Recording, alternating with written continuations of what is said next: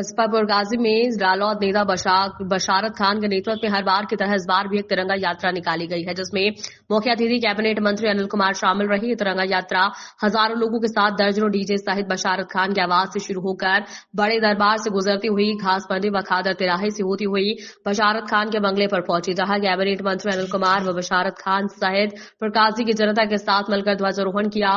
मुख्य अतिथि में कैबिनेट मंत्री अनिल कुमार ने पुरकाजी की जनता को संबोधित करते हुए कहा कि मैं पिछले 20 सालों से पुरकाजी विधानसभा में कार्यरत हूं। मेरे पास कोई भी व्यक्ति किसी भी कार्य के लिए आया, मैंने उसका काम बिना भेदभाव पूरा किया है। मैंने हर धर्म के लोगों को साथ लेकर चलने का काम किया है, कभी भी गंदी राजनीति नहीं की। इसलिए ही जनता ने मुझे कैबिनेट मंत्री तक पहुंचाने का काम किया है। कैबिनेट मंत्री अनिल कुमार ने पुरकाजी विधानसभा की तरक्की के लिए एक एक्सप्रेस वे जो कि शामली से गोरखपुर तक जाएगा, जिसमें मुजफ्फरनगर व सहारनपुर के कुछ गांव भी शामिल होंगे, ऐसी जानकारी दी है। मंत्री अनिल कुमार ने कहा कि मैं पूरा प्रयासरत हूं कि एक्सप्रेस वे पुरकाजी विधानसभा से होकर ही गुजरे।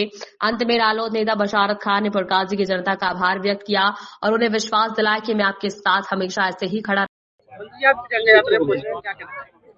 मैं आज ही नहीं, प्रत्येक वर्ष जो है 26 जनवरी हो या 15 अगस्त का कार्यक्रम हो, जो हमारे राष्ट्रीय पर्व होते हैं, और पुरकाजी विधानसभा के लोग, विशेषकर पुरकाजी कस्बे के लोग प्रत्येक वर्ष तिरंगा यात्रा का आयोजन करते हैं और इसमें शामिल होने का सौभाग्य मुझे भी प्रत्येक वर्ष प्राप्त होता है। लेकिन आज विशेष है, एक कैबिनेट मिनिस्टर के रूप में आज मैं पहली बार इस तिरंगा यात्रा में शामिल हुआ हूं। पहले भी ऐतिहासिक रहती थी, आज भी ऐतिहासिक है। आज हम सभी लोग, पूरे तमाम सभी देशवासी विदेशों तक 77वां गणतंत्र दिवस हम लोग मनाने का काम कर रहे हैं।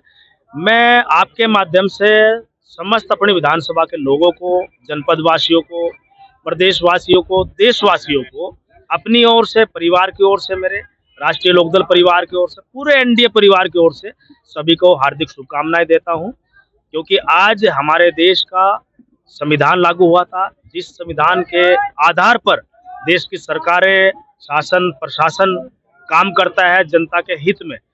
एक ऐसा संविधान हमारे देश का है जिसमें सबकी बात होती है, सबकी समानता की बात होती है, सबके अधिकारियों की बात होती है, बिना किसी भेदभाव के होती है। तो एक बहुत अच्छा संविधान हमारे देश का है।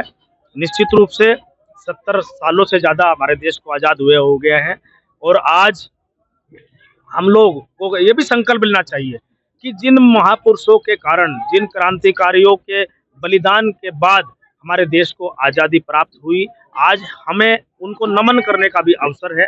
उनको नमन कर कर आज हमें संकल्प लेना चाहिए कि निश्चित रूप से जिस जगह, जिस स्थान पर जहां हम खड़े हैं, उससे आगे की हमें रणनीति तैयार करके कैसे हम देश के लिए अधिक से अधिक काम कर सकते हैं, कैसे देश के निर्माण के लिए काम कर सकते हैं, कैसे राष्ट्र के निर्माण के लिए काम कर सकते हैं। जैसे प्रधानमंत्री जी ने कहा कि 2047 तक हमारे देश को विकसित होना चाहिए, और मैं तो आभार करूंगा प्रधानमंत्री जी का, मुख्यमंत्री, कम से कम किसी नेता ने भविष्य के विषय में सोचा तो कि भाई 2047 में हमारे देश को विकसित होना चाहिए।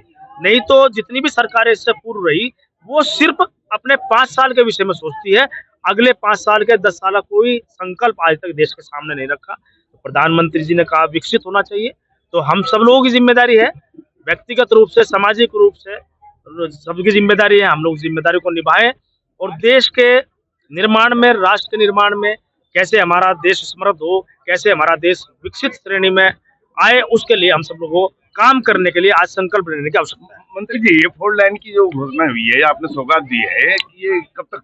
नहीं, इसका अभी अलाइनमेंट हुआ है, अभी इसका नोटिफिकेशन तो नहीं हुआ, लेकिन एक एक्सप्रेस में माननीय मुख्यमंत्री जी ये चाहते हैं कि शामली से लेके गोरखपुर तक का एक एक्सप्रेस वे बने। तो उसमें जब विभाग अलाइनमेंट करता है तो 3-4 डीपीआर उसमें तैयार होती है। तो उसमें हमने मुख्यमंत्री से अनुरोध किया है कि वो यहाँ से हमारी तरफ से भी निकल के जाए। तो जो उसमें डीपीआर बनी है, जो अब तक जानकारी प्राप्त हुई है, मुझे लगता है कि वो शायद हमारी विधानसभा से होकर गुजरेगा। धन्यवाद जी। करण साहब, आज जो है किस तरीके से जो तिरंगा यात्रा? भैया, ये तिरंगा यात्रा ना हमारे हर साल निकलती है और सालों से निकल रही है। लगभग 8 साल से तिरंगा यात्रा निकाल रहे हैं। 15 अगस्त पे भी निकलती है, 26 जनवरी पे भी निकलती है। ये दोनों देश के पर्व हैं और हमने सब लोग चाहिए ये बहुत धूमधाम से मनाए। जैसे ईद मनाते हैं, दिवाली मनाते हैं, इसी तरह ये दोनों 15 अगस्त और 26 जनवरी का देश के त्यौहार है ये, और ये इसी तरह धूमधाम से मनाना चाहिए, जिसे मनाने का काम हम लगभग 8 साल से करते आ रहे हैं। और पूरे अपने कस्बे के लोग, जितने भी हर बिरादरी के लोग हैं, बहुत ही जोश खरोश के साथ ये शामिल होते हैं इसमें, और हमारे हाथ मजबूत करते हैं, जिससे ये प्रोग्राम इतना सक्सेस होता है। सर, कैबिनेट मंत्री अनिल कुमार आपके प्रोग्राम में आए थे, क्या कहना चाहिए? भैया, कैबिनेट मंत्री तो ठीक है, पर विधानसभा के लिए तो वो एक विधायक है हमारे, और एक बिल्कुल जैसे नॉर्मल आदमी रहते हैं ना, हमारी पूरी विधानसभा, फुलकाजी विधानसभा के लिए बिल्कुल एक आम आदमी की तरह रहते हैं वो। हमने उनसे बात करी, उनका इतना बेस्ट प्रोग्राम था, क्योंकि इससे पहले भी वो जब पिछले मंत्री बने थे तब भी हमारे प्रोग्राम में शामिल हुए थे।